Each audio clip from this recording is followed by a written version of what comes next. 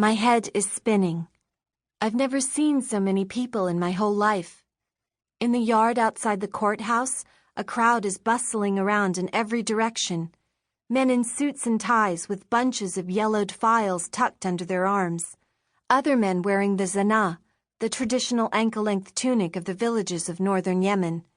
And then all these women, shouting and weeping so loudly that I can't understand a word.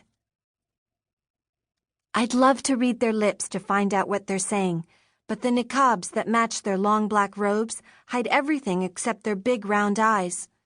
The women seem furious, as if a tornado had just destroyed their houses. I try to listen closely. I can catch only a few words: childcare, justice, human rights, and I'm not really sure what they mean. Not far away from me is a broad-shouldered giant wearing his turban jammed down to his eyes. He's carrying a plastic bag full of documents and telling anyone who will listen that he has come here to try to get back some land that was stolen from him. He's dashing around like a frantic rabbit, and he almost runs right into me. What chaos!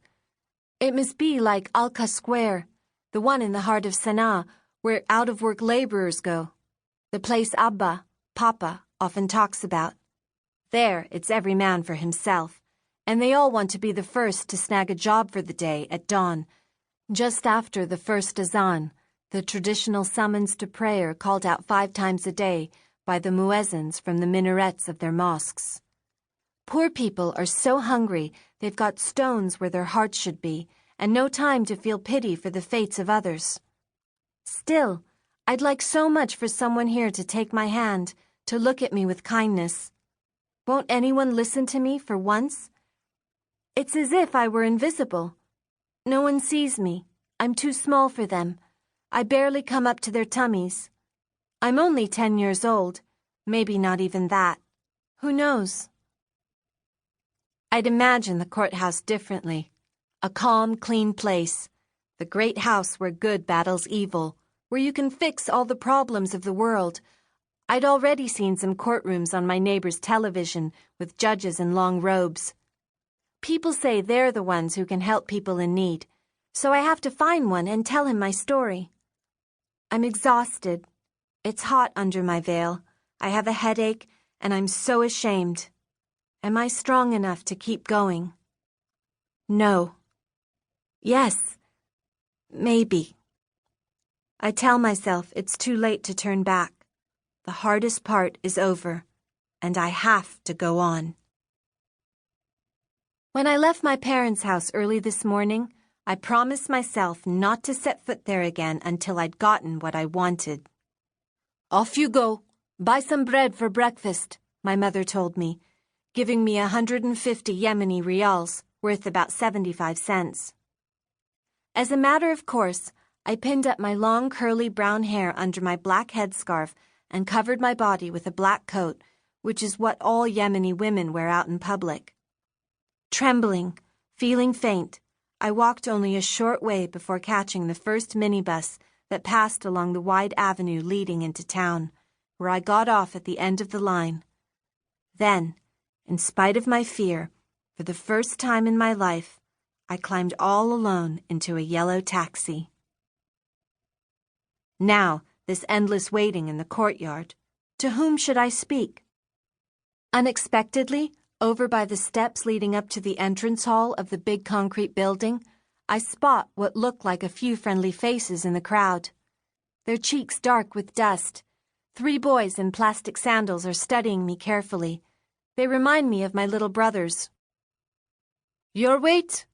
10 rials. One of them calls out to me, shaking a battered old scale. Some refreshing tea? Asks another, holding up a small basket full of steaming glasses. Fresh carrot juice?